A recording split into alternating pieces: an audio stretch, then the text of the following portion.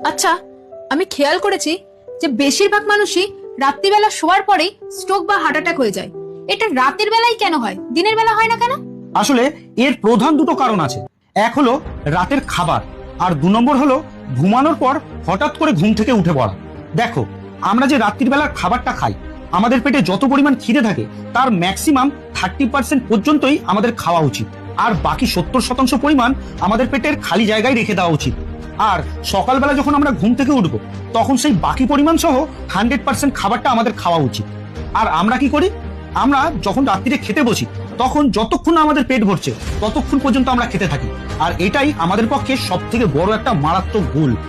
আর 2 নম্বর হলো, কোনো মানুষ যখন রাত্রির বেলা শুয়ে থাকে তখন সেই মানুষের হার্ট রেট বা নিঃশ্বাসের রেট অনেক লো থাকে বা অনেক কম থাকে, কিন্তু সেই মানুষটা যখন হঠাৎ করে ঘুম থেকে উঠে বসে পড়ে তখন তার নিঃশ্বাসের রেট বা হার্ট রেট হঠাৎ করে বেড়ে যায়। সেই মানুষটা যখন ঘুমানোর সময় চিত অবস্থায় ঘুমায় তখন তার এক রকমের ব্লাড প্রেশার থাকে, যখন সে হঠাৎ করে উঠে পড়ে তখন তার ব্লাড প্রেশারের পরিমাণও অনেক শতাংশ বেড়ে যায়।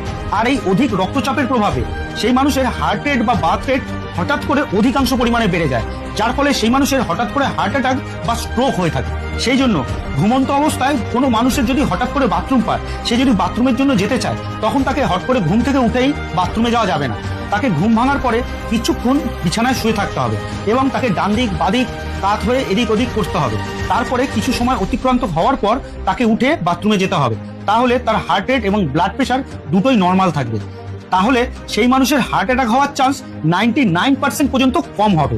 আর যখন মানুষ সকালবেলা ঘুম থেকে উঠবে তখন তাকে একই উপায় অবলম্বন করতে হবে, যে ঘুম থেকে হঠাৎ করে উঠে যাওয়া যাবে না, তাকে ওঠার পরে একটু ডান দিক বাদিক কাত হয়ে তারপরে ঘুম থেকে উঠতে হবে।